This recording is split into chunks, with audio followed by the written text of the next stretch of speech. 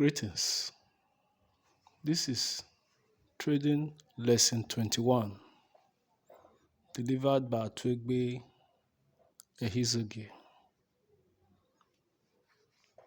It is for forex traders, cryptocurrency traders, stock traders, option traders, and other related chart traders.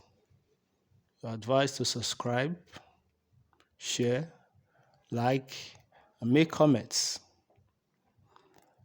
You can contact us if you are interested in account management, training, consultation on +234 80 375 97085 on WhatsApp, Facebook, or on direct call.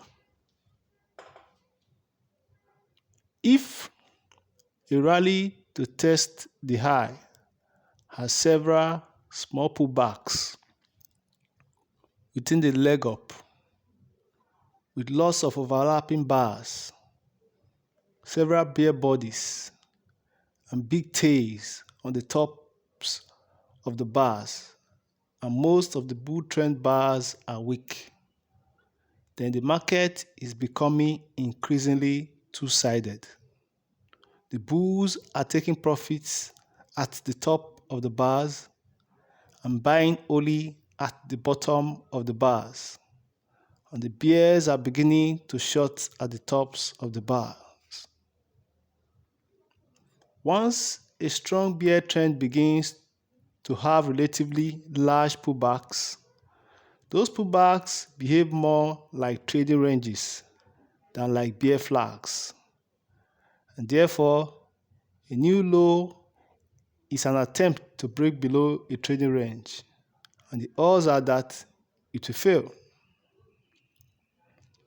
Once the bears are strong enough to push a pullback well below the bull trend line and the moving average, they are confident enough that the market will likely not go much higher, and they will aggressively short above the old high. When a bull trend breaks above a price swing high, there will be new buyers, profit takers, and shorts. Traders do not have to worry about volume because the chart will tell them what they need to know.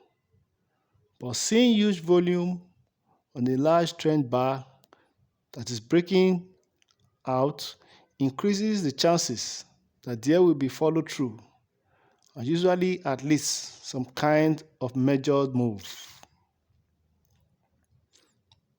A trader needs to be aggressive when the market is offering trades with strong traders equations. He also needs to trade little or not at all when it does not, like in a tight trading range. The most important thing that traders must force themselves to do, and it is usually difficult, is as soon as they believe that there is a reliable breakout spike, they must take at least a small position. When they feel themselves hoping for a pullback but fearing that it won't come for many more bars, they should assume that the breakout is strong. They must decide where a worst-case protective stop would be, which is usually relatively far away, and use that as their stop, because the stop will be large. Their initial position should be small if they are entering late. Once the moves in their direction and they can tighten their stop, they can look to add to their position, but should never exceed their normal risk level. Some traders like to buy breakouts as the market moves above a prior swing high, entering on a buy stop at one tick above the old high.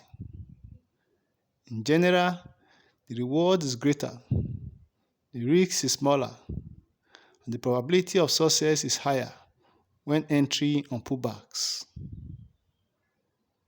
The larger the bar, the more likely the breakout will succeed.